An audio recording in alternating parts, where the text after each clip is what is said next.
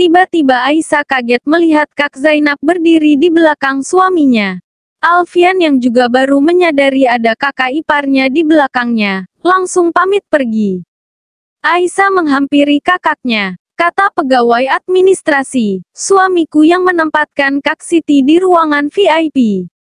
Zainab terdiam. Ayo Kak, kita masuk ke dalam, kasihan Kak Siti sendirian. Tunggu dulu, ucap Zainab memegang tangan adiknya.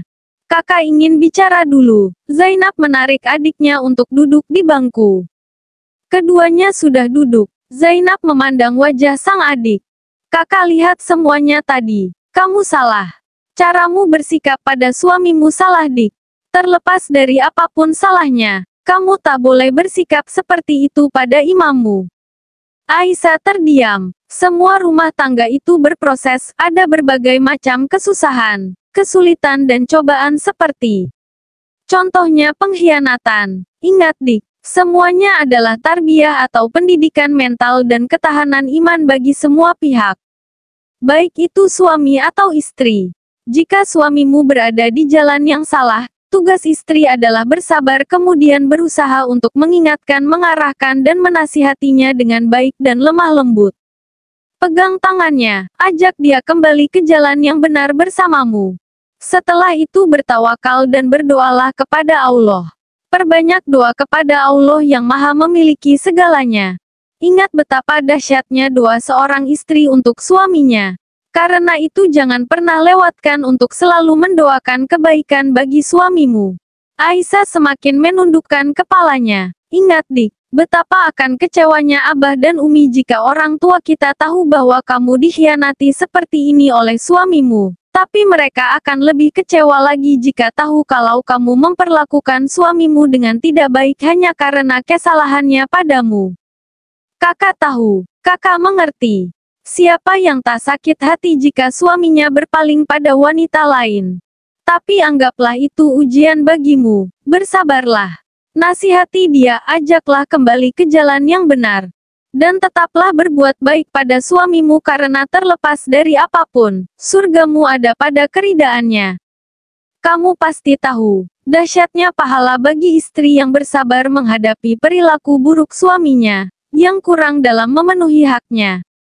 Aisyah terlihat menitikkan air matanya. Allah mengujimu karena Allah tahu kamu sanggup.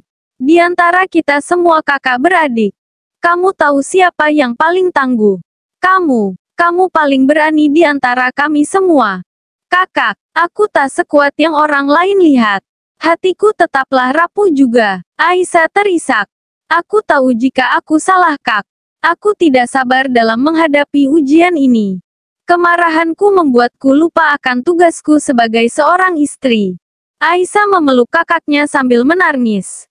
Terima kasih Kak sudah mengingatkanku. Ucapnya lagi. Dan tolong jangan katakan pada Abah dan Umi tentang masalah rumah tanggaku ini. Aisyah melihat kakaknya. Tentu saja tidak. Jika Umi dan Abah tahu, Abah pasti akan menyalahkan diri sendiri. Karena merasa gagal mencarikan suami yang baik untukmu. Kamu mencampur adukan masalah pribadi dan pekerjaan. Alfian melihat Anita kesal. Kamu tidak profesional. Kamu juga secara tidak langsung memberitahu semua orang tentang masalah kita. Sekarang aku yakin jika seluruh karyawan rumah sakit sedang membicarakan kita. Mereka kini tahu jika aku sudah menikah dan kamu bertengkar dengan istriku. Anita terlihat semakin frustasi. Dia menundukkan kepalanya sambil memijat keningnya. Kenapa menyalahkan aku, istrimu yang mulai? Jawab Anita pelan. Aku tak mengatakan apapun. Tapi seperti biasa dia mengataiku wanita yang tak mempunyai harga diri. Mengejar pria beristri. Anita terlihat kesal. Mengingat kejadian tadi siang. Aku tahu Aisyah. Dia tak akan seperti itu jika kamu tak memancing keributan terlebih dahulu. Anita langsung melihat Alfian yang duduk di depannya. Apa? Tanyanya tak percaya. Kamu lebih mengenal Aisyah wanita yang baru 3 bulan kamu kenal dibanding aku yang sudah 5 tahun menemanimu. Kamu lebih percaya dia dibandingkan aku. Anita terlihat kesal. Alfian mendesah. Sudahlah. Aku lelah. Anita melihat Alfian, aku harap kamu tak lupa akan janjimu untuk menceraikannya dan kembali padaku. Alfian tak menjawab, dia hanya melihat Anita sekilas lalu pergi berjalan meninggalkannya.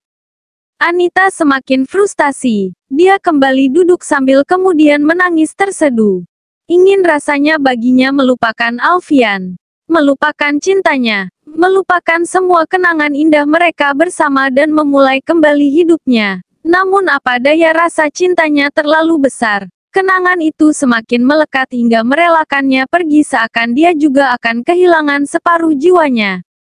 Malam hari, Alfian pergi ke ruangan kakak iparnya untuk melihat keadaannya. Kebetulan dia melihat Aisyah sedang bersiap-siap untuk pulang.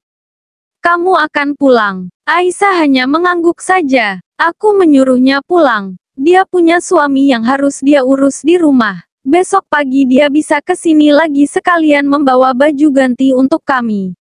Zainab melihat Alfian. Alfian mengangguk. Baiklah, mari kita pulang. Setelah berpamitan keduanya meninggalkan ruangan. Alfian berjalan dengan diikuti oleh istrinya. Aisyah tampak mengambil jarak untuk tak berjalan terlalu dekat dengan suaminya. Aisyah tahu jika semua orang sedang memperhatikan keduanya. Setelah itu terlihat mereka bisik-bisik di belakangnya. Entah Alfian juga melihat atau tidak, Aisyah menjadi sedikit risih. Dia berpikir mungkinkah ini diakibatkan oleh keributan tadi pagi. Di dalam mobil, Aisyah tampak lelah. Dia memeluk tasnya sambil bersandar dengan lesu pada kursi. Alfian sesekali meliriknya. Dia tahu jika istrinya itu kelelahan. Seharian ini dia melihat istrinya bolak-balik mengurusi keperluan kakaknya. Apa suami Kak Siti tidak ke sini? Aisyah menggelengkan kepalanya. Kenapa? Alfian merasa heran. Besok istrinya akan dikuretase. Harusnya suaminya menemaninya kan? Aisyah tak segera menjawab. Mungkin dia harus mengurusi istrinya yang lain. Jawab Aisyah pelan. Alfian menarik napas. Dia tak ingin bertanya atau berkata berkepanjangan lagi atau istrinya akan memberikannya lagi jawaban yang menohok. Alfian kembali memilih diam dan fokus menyetir. Boleh saya bertanya sesuatu? Tanya Aisyah tiba-tiba. Iya, jawab Alfian kaget sambil melirik istrinya. Apa orang-orang tidak tahu jika Anda sudah menikah? Alfian terlihat lebih kaget lagi. Dia menelan ludah. Tanpa melihat Aisyah seakan sudah tahu jawabannya. Maafkan saya, karena keributan tadi pagi. Kini semua orang sudah pasti tahu. Saya harap itu tak mengganggu pekerjaan Anda dan hubungan Anda dengan dokter itu, ucap Aisyah lagi. Sudah aku katakan jika kami sudah tak ada hubungan apa-apa lagi. Aku sudah memutuskan hubungan kami, sudah hampir 1 bulan yang lalu. Sudah lama aku ingin mengatakannya padamu.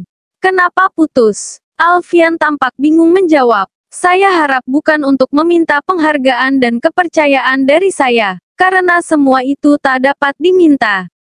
Hanya dengan konsisten menunjukkan sikap dan perilaku yang patut barulah kita akan dipercaya dan dihargai.